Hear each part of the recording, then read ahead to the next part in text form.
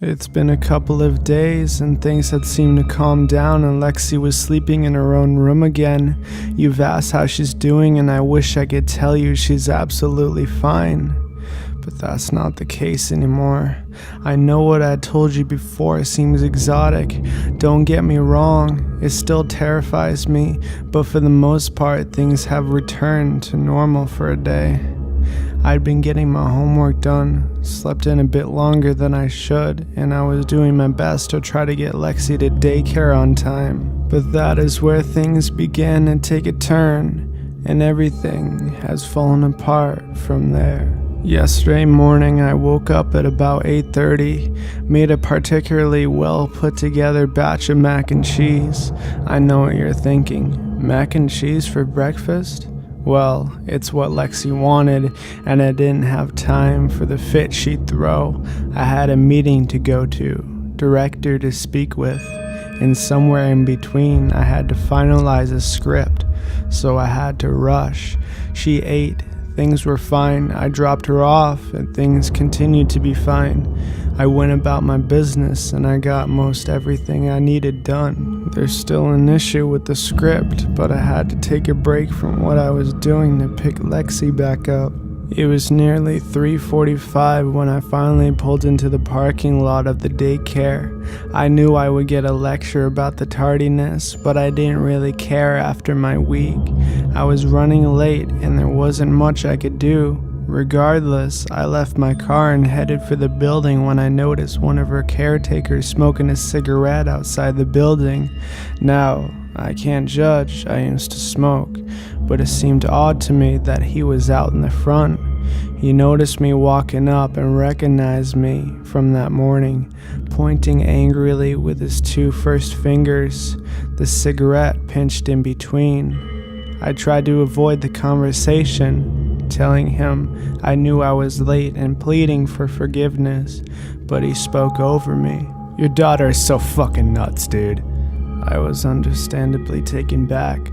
What place does this kid have talking to me like that in the first place, let alone about my toddler? Excuse me? I distinctively remember the harshness of my tone. She bit Margaret.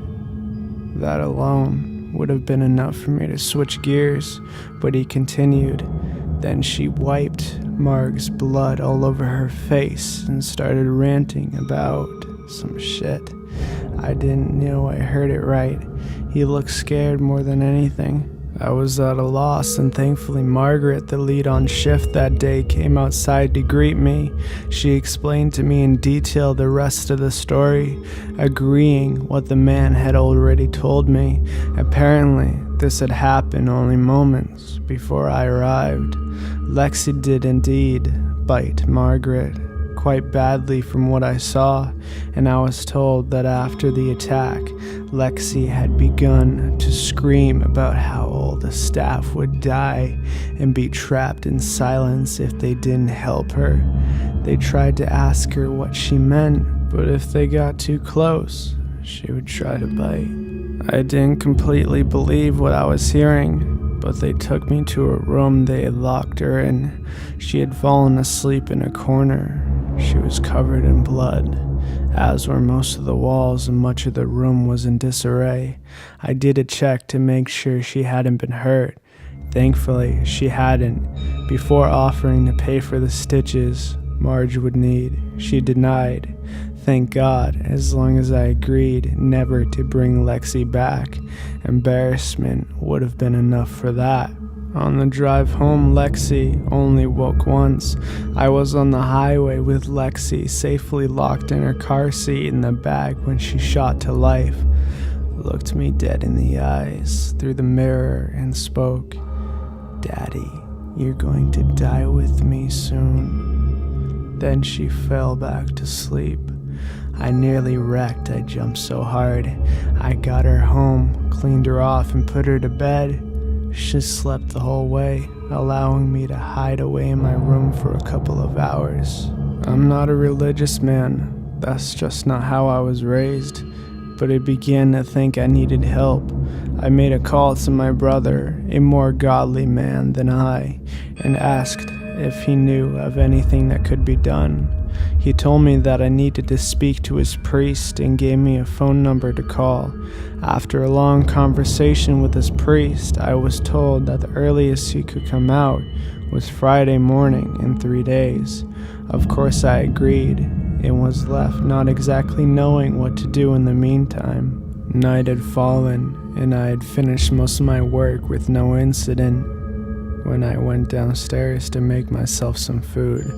Not wanting to wake my daughter to see if she needed anything, I remained as quiet as I could be and waited to turn the lights on before getting downstairs.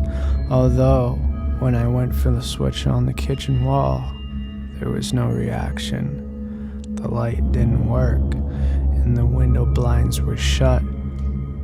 I went to open them, more to make enough light to get my scared ass back upstairs before anything else, still making every attempt to remain silent. The metal fins crinkled and clicked loudly as I twisted them open, allowing the soft light of the moon in through the window.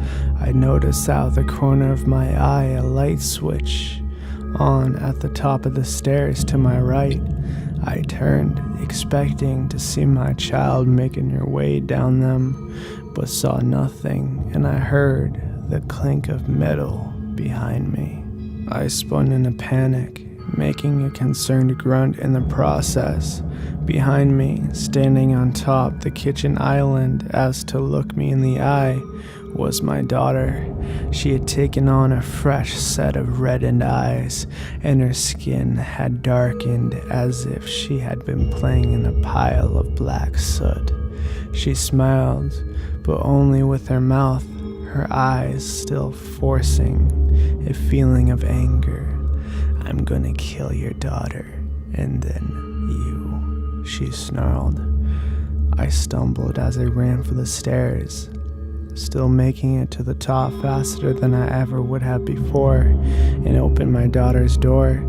She was in her bed asleep.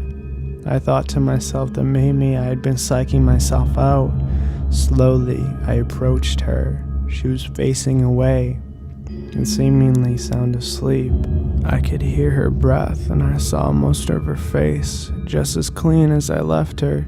I stopped, still afraid to wake her, and began to move backwards out the door. She shifted, and I froze.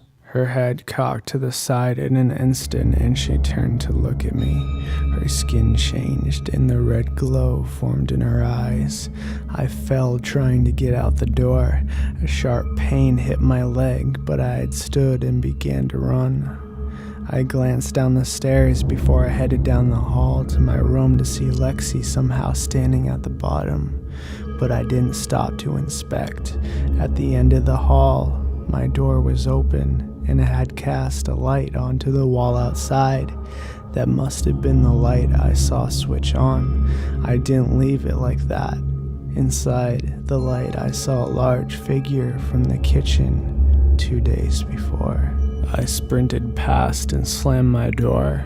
Sitting against it, my leg was bleeding significantly from a child-sized bite mark on my calf. I held it to try to stop the flow. The larger figure had followed me inside, appearing only as a shadow as it paced the room. Lexi screamed bloody murder for about 2 hours after that, as I write, and the shadow is still with me, pacing around the walls of my room. I called the priest again, a few times, but I can't get through. I can't think of what else to do. I called my brother and he told me to grab Lexi and just leave. But I'm honestly too afraid to open my door. I'm going to try to call the priest again.